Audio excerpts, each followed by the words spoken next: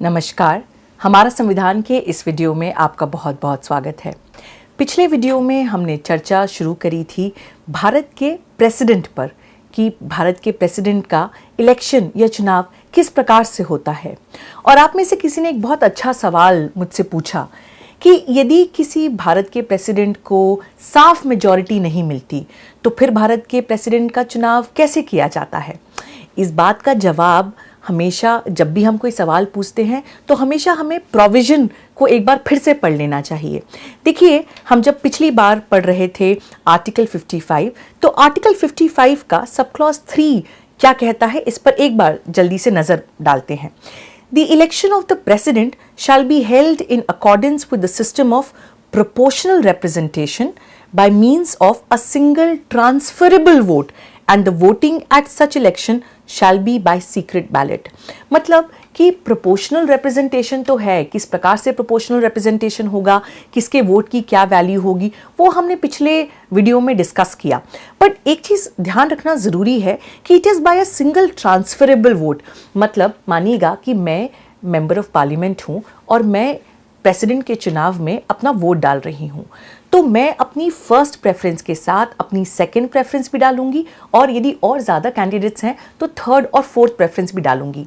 जब सारे वोट्स की गणना होगी, यदि किसी एक कैंडिडेट को साफ साफ मेजॉरिटी मतलब 50% से ज़्यादा वोट्स नहीं मिलते, तो जिस कैंडिडेट को सबसे कम वोट्स मिले हैं उनका नाम हटा दिया जाएगा और उनके सारे जो सेकंड प्रेफरेंस वोट्स हैं, मतलब जिस कैंडिडेट को सबसे कम फर्स्ट प्रेफरेंस वोट मिले, उनके सारे सेकंड प्रेफरेंस वोट्स को काउंट किया जाएगा। और इस प्रकार से ये गणना तब तक चलती रहेगी जब तक कि किसी एक व्यक्ति को सिंपल मेजॉरिटी 50% से ज़्यादा वोट्स ना मिल जाए। अब आज की इस वीडियो में हम देखते हैं article 56, term of office of president. मतलब एक बार जब भारत के प्रेसिडेंट का चुनाव हो गया तो वो कितने समय तक ऑफिस में रहते हैं।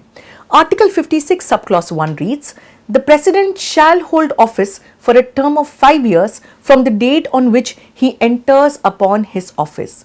मतलब जिस दिन प्रेसिडेंट अपने ऑफिस में एंटर होते हैं उस दिन से 5 साल तक प्रेसिडेंट अपने ऑफिस में रहेंगे, provided that the president may by writing under his hand address to the vice president resign his office। 5 साल का कार्यकाल उनका रहेगा। इसके क्या क्या अपवाद हैं। पहला कि प्रेसिडेंट अपनी पोजीशन से रिजाइन कर दें।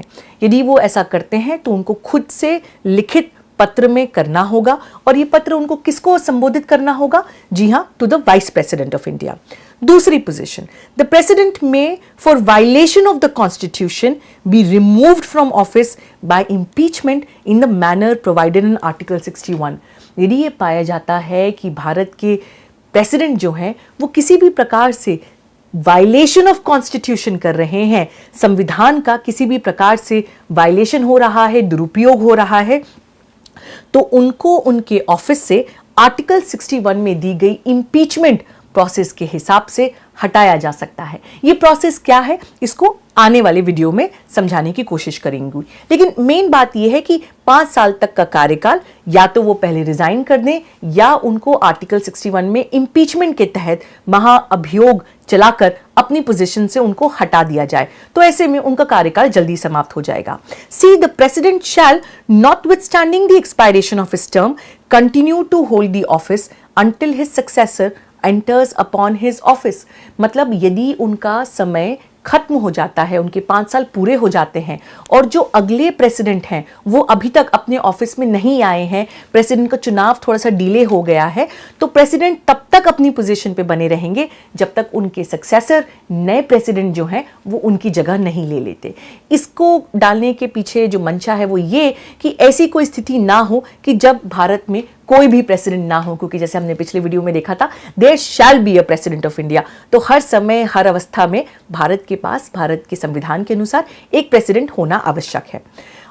Any resignation addressed to the Vice President under Clause A of the Proviso to Clause 1 shall forthwith be communicated by him to the Speaker of the House of the People। यदि कोई resignation president लिखते हैं vice president को, तो vice president का ये काम होगा कि उसको किसको कम्युनिकेट किया जाए, जो हाउस ऑफ द पीपल मतलब लोकसभा के स्पीकर को उसे आगे बढ़ाना होगा। ये एक प्रोसेस दी गई है और उसके बाद क्या होगा उस पर अलग अलग आर्टिकल्स, हम उसके बाद की प्रक्रिया भी समझेंगे। लेकिन जैसे ही प्रेसिडेंट ऑफ इंडिया अपना रेजिग्नेशन देते हैं वाइस प्रेसिडेंट को, वाइस प्रेसिडेंट का ये काम है कि उसको आगे बढ़ाया जाए लोकसभा के स्पीकर को। आर्टिकल 57 बात करता है एलिजिबिलिटी फॉर री इलेक्शन। यदि कोई व्यक्ति एक बार भारत के प्रेसिडेंट बन जाते हैं तो क्या वो फिर से भारत के प्रेसिडेंट के चुनाव में लड़ सकते हैं? इसका जवाब आर्टिकल 57 में। Eligibility for re election, a person who holds और who has held office as president shall, subject to the other provisions of this constitution, be eligible for re-election to that office। कोई भी ऐसे व्यक्ति जो भारत के president पूर्व में रह चुके हैं या अभी फिलहाल में प्रेसिडेंट हैं, यदि प्रेसिडेंट के फिर से चुनाव होते हैं तो वो उसके लिए अप्लाई कर सकते हैं, वो फिर से प्रेसिडेंट बनने के लिए एलिजिबल हैं। अब प्रेसिडेंट बनने के लिए भारत में क्या क्या क्वालिफिकेशंस जरूरी हैं, इसको लिख दिया गया है आर्टिकल 58 में। Qualifications for election as president, no person shall be eligible for election as president unless he is a citizen of India. पहली आवश्यकता कि आपको भारत का नागरिक होना होगा। दूसरा, that has completed the age of 35 years, मतलब कम से कम आपकी जो उम्र है वो 35 साल है। वैसे अभी जो द्रौपदी मुर्मू जी प्रेसिडेंट बनी है वो सबसे कम उम्र की प्रेसिडेंट हैं, 64 ईयर्स की, और आज़ाद भारत में पैदा होने के बाद कोई पहला व्यक्ति जो प्रेसिडेंट बने हैं और जो आज़ाद भारत में पैदा हुए हैं। तो इसमें रिक्वायरमेंट ज़रूर 35 साल की है, लेकिन अभी तक भारत में हमने इतने कम उम्र का प्रेसिडेंट कोई नहीं देखा। She is qualified for election as a member of house of the people, मतलब लोकसभा में इलेक्शन होने के लिए वो क्वालिफाइड हो।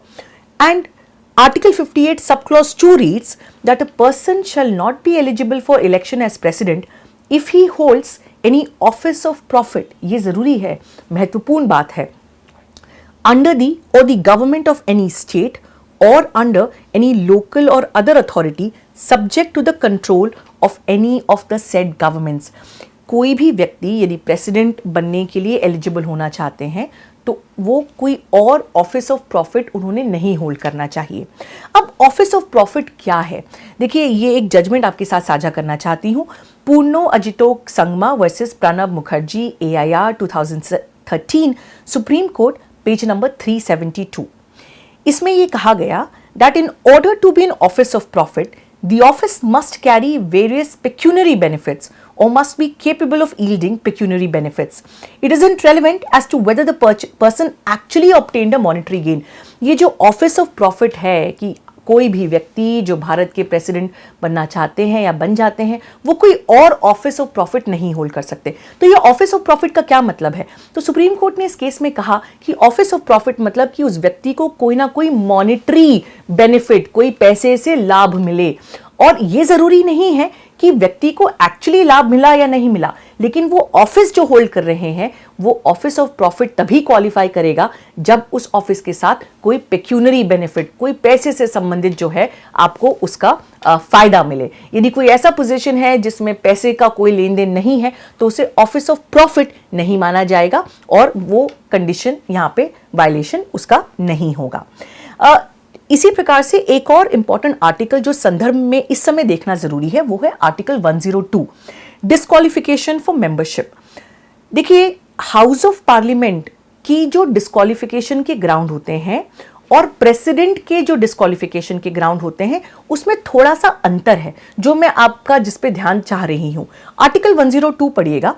अ person shall be disqualified for being chosen as and for being a member of either house of parliament if he holds any office of profit under the government of India or the government of any state other than an office declared by the parliament by law not to disqualify its holder।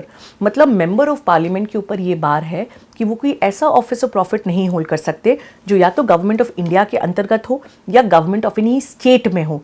लेकिन यदि आपने इसमें बारीक point पकड़ा हो तो वो ये कि जब हम प्रेसिडेंट के डिस्क्वालिफिकेशन की बात करते हैं आर्टिकल 58 सब क्लॉज 2 में और उसको कॉन्ट्रास्ट करते हैं आर्टिकल 102 से, तो ये भी ध्यान देना होगा कि आर्टिकल 58 सब क्लॉज 2 में बात की गई है अंडर और government of any state or under any local or other authority, मतलब कोई भी लोकल अथॉरिटी के अंतर्गत भी यदि कोई ऑफिस ऑफ प्रॉफिट होल्ड किया गया है तो वो मेंबर ऑफ पार्लियामेंट के लिए डिस्क्वालिफिकेशन नहीं है, वो प्रेसिडेंट के लिए डिस्क्वालिफिकेशन है। तो ये जो शब्द है लोकल और अदर अथॉरिटी, ये आर्टिकल 58 सब क्लॉज 2 के जिसको कहा जाए डिस्क्वालिफिकेशन के ग्राउंड को थोड़ा सा विस्तृत कर देता है in comparison to article 102।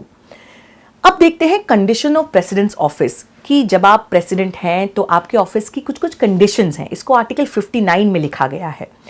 The president shall not be a member of either house of parliament or a house of the legislature of any state, and if a member of either house of parliament or of a house of legislature of any state be elected president, he shall be deemed to have vacated his seat in that house on the date on which he enters upon his office as president. यदि आप भारत के president हैं तो आप किसी भी प्रकार से मेंबर ऑफ पार्लियामेंट नहीं हो सकते, लोकसभा या राज्यसभा का पार्ट नहीं हो सकते, और उसी प्रकार से किसी स्टेट लेजिस्लेटिव असेंबली का भी पार्ट नहीं हो सकते। और यदि आप होते हैं तो आपको क्या करना पड़ेगा, आपको वो पोजीशन उसी समय छोड़नी पड़ेगी। तो आप लोकसभा का पार्ट हो या राज्यसभा का पार्ट हो, स्टेट लेजिस्लेटिव असेंबली या स्टेट लेजिस्लेटिव काउंसिल, इनमें से किसी का भी यदि आप पार्ट होते हैं तो प्रेसिडेंट बनते से ही आपको वो पद छोड़ना पड़ेगा। दूसरी condition, the president shall not hold any other office of profit, किसी भी प्रकार का ऑफिस ऑफ प्रॉफिट होल्ड नहीं करना है, ये हमने पहले वाले आर्टिकल में भी देखा। तीसरी बात, the president shall be entitled without payment of rent, मतलब आपको कोई रेंट का पैसा नहीं दिया जाएगा, लेकिन आपका अधिकार होगा क्या, to the use of his official residence, and shall be also entitled to such emoluments, allowances and privileges as may be determined by parliament by law, and until provision in that behalf is so made, such emoluments, allowances and privileges are as specified in the second schedule.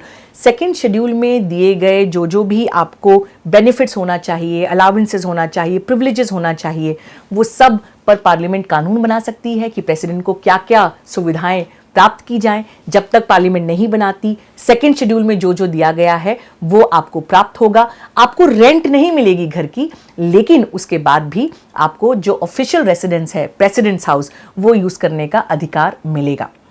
पहले जब संविधान शुरू हुआ था तो एक समय था कि प्रेसिडेंट की जो सैलरी है वो मेरे ख्याल से लगभग 10,000 रुपये की थी।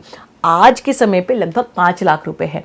खैर, केवल उनको जो एक कहा जाए सैलरी तो नहीं कहा जा सकता, जो उन्हें बेनिफिट्स मिलते हैं वो 5 लाख रुपए का उनको पैसा मिलता है महीने का, लेकिन उसके साथ जो प्रिविलेजेस मिलते हैं वो काफ़ी सारे हैं और वो अलग से लिख दिए गए हैं।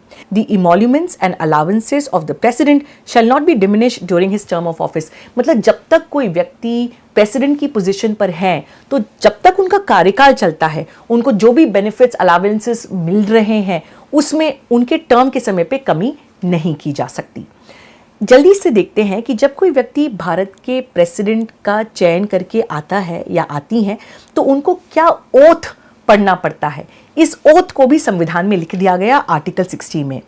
एवरी प्रेसिडेंट और every person acting as president, ये एक्टिंग एज प्रेसिडेंट की क्यों बात हो रही है, जब अगले वीडियो में हम वाइस प्रेसिडेंट के पावर्स को देखेंगे तो यदि किसी कारण से प्रेसिडेंट की पोजीशन पर कोई अंतराल आता है, मानिएगा कि उनका देहांत हो जाता है या वो कहीं ट्रैवल कर रहे हैं या बीमार हैं और कुछ समय के लिए प्रेसिडेंट के जो फंक्शंस हैं उसको डिस्चार्ज करने की पोजीशन पे नहीं है, तो ऐसे में वाइस प्रेसिडेंट जो हैं वो फिर प्रेसिडेंट की पोजीशन में या इन हिज और हर शूज एक प्रकार से आ जाते हैं। तो ऐसे में फिर उनको या नए व्यक्ति को कैसे प्रेसिडेंट की ओथ लेना पड़ेगा, तो इसलिए शब्द यूज हुआ है कि every president and every person acting as president और discharging the functions of the president shall before entering upon his office make and subscribe in the presence of the chief justice of India. Oath किसकी presence में लेना है, भारत के chief justice of India के, और यदि chief justice of India किसी कारण से नहीं अवेलेबल है तो in his absence the senior most जज of the supreme court, supreme court के चीफ जस्टिस ऑफ इंडिया के बाद जो सबसे सीनियर मोस्ट जज हैं वो उनकी ओथ सेरेमनी में प्रेजेंट रहेंगे। और किस फॉर्म में इस ओथ को लिया जाएगा वो भी लिख दिया गया। In the name of God I XYZ, जो भी उनका नाम है, do that I solemnly affirm will faithfully execute the office of the President of India and will do the best of my ability, preserve, protect and defend the Constitution and the law, and that I will devote myself to the service and well-being of the people of India। मतलब संविधान की शपथ, कानून बचाने की शपथ और पूरे भारत के लोगों की वेलबींग का जिम्मा उठाने की शपथ प्रेसिडेंट को लेनी पड़ती है। तो एक बार जब उनका चयन हो गया तब वो किसी इस पॉलिटिकल पार्टी या उस पॉलिटिकल पार्टी के नहीं है रिप्रेजेंटेटिव, वो है प्रेसिडेंट ऑफ इंडिया, जिनमें वेस्ट करता है पूरा सेंट्रल एग्जीक्यूटिव पावर। अगले वीडियो में बात करेंगे कि प्रेसिडेंट के क्या क्या अलग अलग तरीके के पावर्स हैं। प्रेसिडेंट में केंद्र सरकार के सबसे अधिक एग्जीक्यूटिव पावर्स तो हैं, लेकिन किस प्रकार से प्रेसिडेंट को पावर्स दिए गए कि कुछ सिचुएशंस में वो कानून भी बना सकते हैं और कैसे कुछ सिचुएशंस में वो न्यायपालिका का भी काम करते हैं। तो प्रेसिडेंट के अलग अलग पावर्स, इस पर बात करेंगे अगले वीडियो में। देखने के लिए बहुत बहुत धन्यवाद। मैं अधिवक्ता अवनी बंसल। द वायर के और वीडियोस देखने के लिए सब्सक्राइब करें और बेल आइकन पर क्लिक करें। स्वतंत्र पत्रकारिता की आर्थिक मदद करने के लिए डिस्क्रिप्शन में दिए गए लिंक पर जाएं और अपनी राशि चुनें।